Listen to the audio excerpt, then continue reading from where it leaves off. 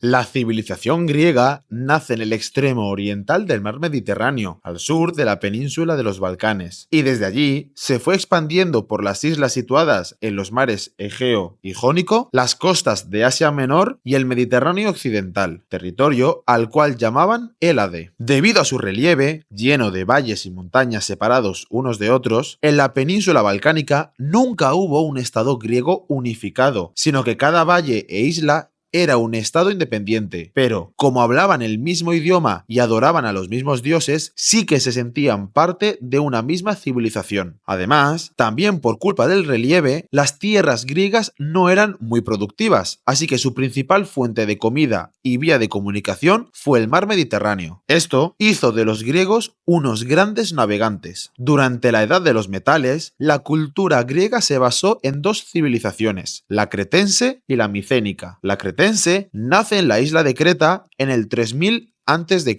y debido a su localización permitió dominar el mar Egeo. Creta estaba gobernada por reyes, siendo el más famoso Minos. Por ello, a la cultura cretense también se la puede llamar cultura minoica. El palacio más importante de Creta es el Palacio de Knossos. Por el otro lado, la civilización micénica nace entre el 1600 a.C.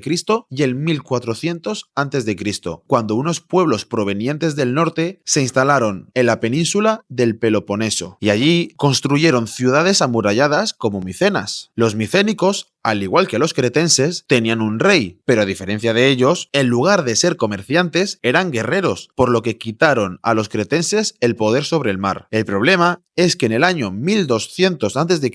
la civilización micénica entró en crisis y desapareció, pero como no tenemos ningún documento escrito de aquella época y no sabemos muy bien qué pasó, la conocemos como la época oscura. Después de la época oscura vino la época arcaica, la época clásica y la época helenística. A partir del siglo VIII a.C., el pueblo griego fue agrupándose en polis. Eran ciudades-estado con gobiernos, leyes y ejército propio. Estas polis estaban gobernadas por jefes, por lo que el pueblo no participaba mucho en la política. Después empezaron a gobernar los más ricos, una minoría que se autodenominaba aristoi, que significaba los mejores. De ahí la palabra aristocracia. Esparta fue el mejor ejemplo de una polis gobernada por la aristocracia. Pero en otras polis se implantaron las tiranías, donde una sola persona concentraba todos los poderes del Estado. Ya 2 siglos después, en el siglo VI a.C., el pueblo griego se cansó de las aristocracias y de las tiranías, y tras una crisis y revueltas populares apareció la democracia, siendo Atenas el mejor ejemplo de una polis democrática. Durante estos siglos, entre el 8 a.C.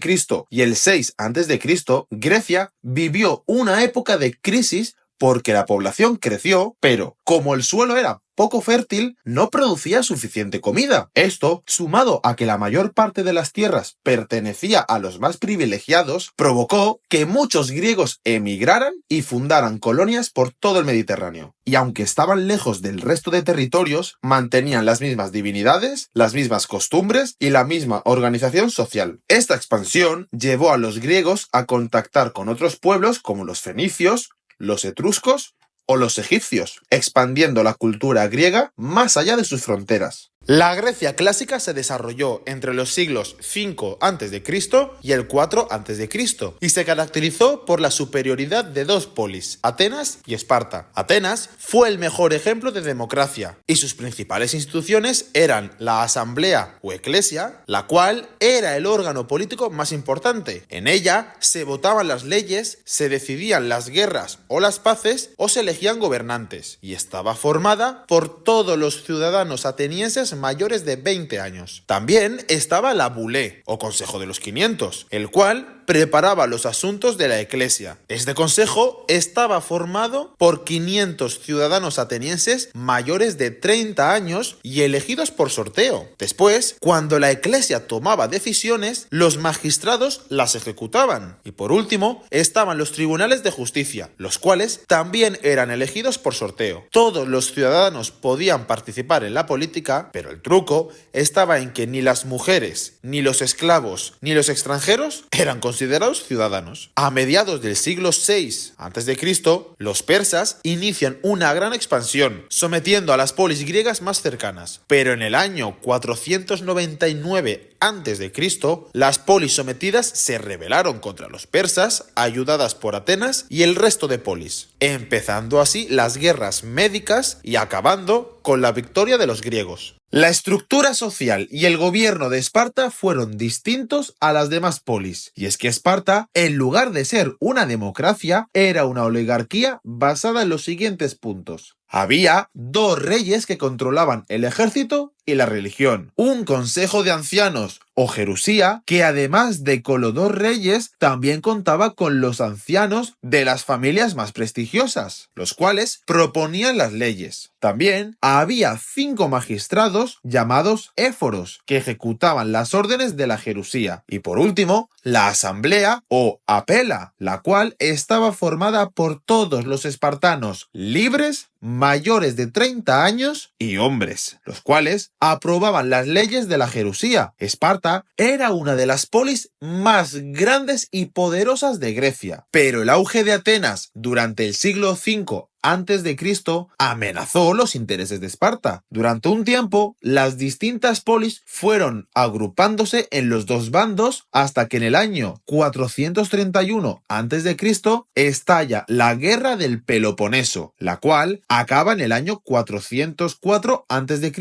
con la victoria de Esparta. Pero como la opresión de Esparta era tan grande, tan solo un año después, Atenas y otras polis se sublevaron. Pero con tantas luchas y crisis económicas, Grecia se debilitó, ayudando al ascenso de Macedonia, un reino al norte de Grecia. Macedonia era un reino montañoso situado al norte de Grecia, el cual tenía un ejército fuerte y admiraba la cultura griega. A mediados del siglo IV a.C., el rey Filipe II de Macedonia aprovechó la debilidad de Grecia después de una guerra y en el año 338 a.C.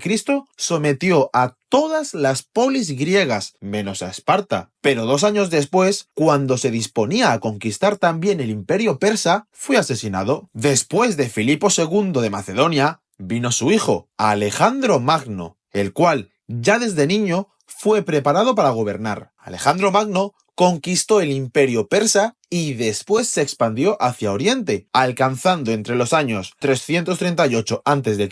y 334 a.C. el valle del río Indo, creando un imperio que se expandía desde Persia hasta Mesopotamia, Siria y Egipto. Pero ya en el año 323 a.C., planeando la conquista de Arabia, Alejandro Magno muere. En los territorios que Alejandro Magno conquistó, se impuso el griego como idioma oficial, expandiendo así la cultura griega. A esta mezcla entre cultura griega y cultura oriental se la llama como helenismo. Y es que durante este periodo se fundaron grandes ciudades como Alejandría, floreciendo las artes y la literatura, además de importantes avances en ciencia. Tras la muerte de Alejandro Magno, se dividió el terreno del imperio entre los distintos generales, quienes pasaron a ser reyes de reinos como Egipto, Mesopotamia, Tracia o Macedonia, llamándose monarquías helenísticas. En estas monarquías helenísticas, los reyes eran la máxima autoridad política y militar, a quienes consideraban seres divinos a quienes rendir culto. Y como debían diferenciarse del resto de sus súbditos, vivían vidas de gran lujo. La religión griega era politeísta. Los dioses tenían aspecto humano, pero eran inmortales. Estos vivían en el monte Olimpo y Zeus, dios del cielo, era su dios principal. Otros dioses fueron Hera, diosa protectora del matrimonio, Ares, dios de la guerra, Afrodita, diosa del amor y de la belleza, o Apolo, dios de las artes. Cada polis tenía su divinidad protectora. Por ejemplo, Atenas tenía a Atenea, diosa de la sabiduría y de la guerra. Y cuando una deidad y un humano tenían un hijo, estos eran héroes, como Aquiles o Hércules, aunque también había mitos sobre criaturas fantásticas como centauros o cíclopes. Las esculturas griegas estaban vinculadas a la religión y la mayoría representaban divinidades o héroes.